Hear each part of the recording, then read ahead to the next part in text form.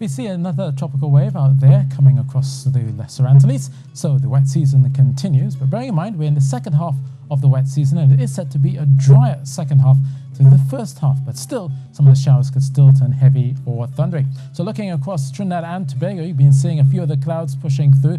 A few showers are still likely as we go overnight into the early hours, but quite a bit of that moisture and cloudiness will likely push towards the north.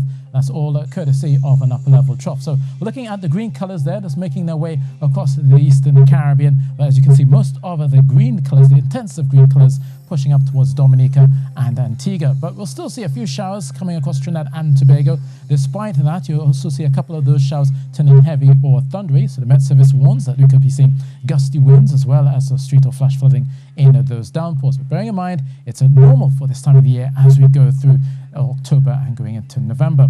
Across Trinidad, also seeing a couple of the clouds coming through along the southern coastline, pushing through Rio Claro, Chaguanas, and up towards Arima as we go overnight. So obviously along the east-west corridor, you will likely see the showers first thing in the morning as you head to work.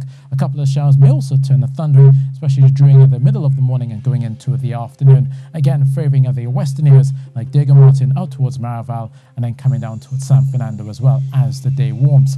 So looking for a cloudy start through San Fernando, across the hills there, and then a couple of the showers could turn heavy or thundery as we go through the afternoon. Now, in terms of the temperatures, looking at a mild night, possibly no lower than 25 degrees Celsius and possibly no higher than 32 tomorrow. So quite pleasant in some places, but the temperatures will rise through Thursday. A lot more sunshine expected for both Tobago and Trinidad. But once we get to Friday, watch out for more rains coming through. We'll likely see a shear line and the ITC making another visit, so we could be seeing some dampness to end of the week, and then we'll start to Saturday on a brighter note. For mariners, notice those east-southeasterly winds. That's all following behind that tropical wave, looking at a slight to moderate chop of 1.5 meters to the Caribbean, getting up to 2 meters out there in the Atlantic. And you've got your high tide at 3 p.m.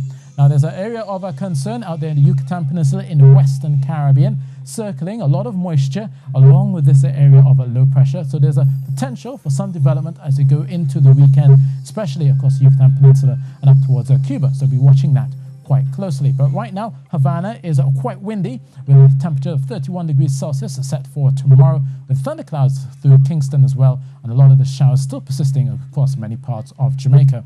There will also be showers for many parts of the eastern Caribbean, some of them turning heavy for Dominica, St. Lucia, pushing into Antigua later on in the day, only a high of 32 degrees Celsius there, and thunderclouds rumbling across Bridgetown, into Kingstown and into St. George's, with Georgetown seeing a lot more sunshine, again, and only a high of 32 degrees Celsius. So that's your weather, and that's it from me.